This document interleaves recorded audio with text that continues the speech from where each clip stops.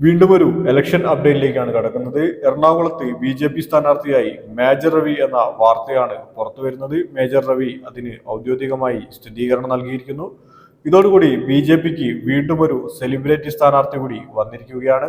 ചലച്ചിത്ര നടനും സംവിധായകനുമായ മേജർ രവി ബി സ്ഥാനാർത്ഥിയായി എറണാകുളത്ത് മത്സരിക്കുന്നു എന്നാണ് ഏറ്റവും അവസാനമായി പുറത്തുവരുന്ന റിപ്പോർട്ടുകൾ. കഴിഞ്ഞ ദിവസങ്ങളിലൊക്കെ തന്നെ പ്രമുഖർക്ക് വേണ്ടി ബി കുറച്ച് മണ്ഡലങ്ങൾ ഒഴിച്ചിട്ടിരുന്നു. ആ മണ്ഡലങ്ങളിലേക്കാണ് ദ്രുതഗതിയിൽ ബി സ്ഥാനാർത്ഥിയെ പ്രഖ്യാപിക്കുന്നത്. മേജർ രവി ആദ്യം മത്സരിക്കാൻ വിമുഖത കാണിച്ചെങ്കിലും കെ സുരേന്ദ്രന്റെ ഇടപെടലോടുകൂടിയാണ് മേജർ രവി സ്ഥാനാർത്ഥിത്വത്തിന് സമ്മതം നൽകിയിരിക്കുന്നത്. ഇതോടെ രണ്ടാമത്തെ സെലിബ്രിറ്റി സ്ഥാനാർത്ഥിയായി മേജർ രവി എറണാകുളത്ത് മത്സരിക്കും. 2023 ഡിസംബറിലാണ് മേജർ രവി ബി അംഗത്വം സ്വീകരിക്കുന്നത്. കെ സുരേന്ദ്രനോടൊപ്പം ഡൽഹിയിൽ നിന്നാണ് ബി അംഗത്വം സ്വീകരിച്ചത്.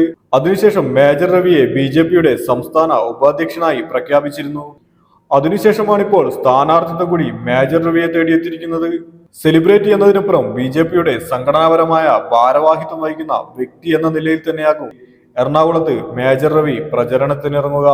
സെലിബ്രിറ്റിയെ പരീക്ഷിച്ച് തൃശ്ശൂരിലുണ്ടായ വലിയ മുന്നേറ്റം തന്നെയാണ് വീണ്ടും അത്തരത്തിലുള്ള ഒരു സെലിബ്രിറ്റിയെ കൂടി എറണാകുളത്തും പരീക്ഷിക്കാനായി ബി ഒരുങ്ങുന്നത്. ഇതേ സാഹചര്യത്തിൽ തന്നെയായിരുന്നു കഴിഞ്ഞ ലോക്സഭാ തെരഞ്ഞെടുപ്പിൽ സുരേഷ് ഗോപി സ്ഥാനാർത്ഥിയായി പ്രഖ്യാപിക്കുന്നത്.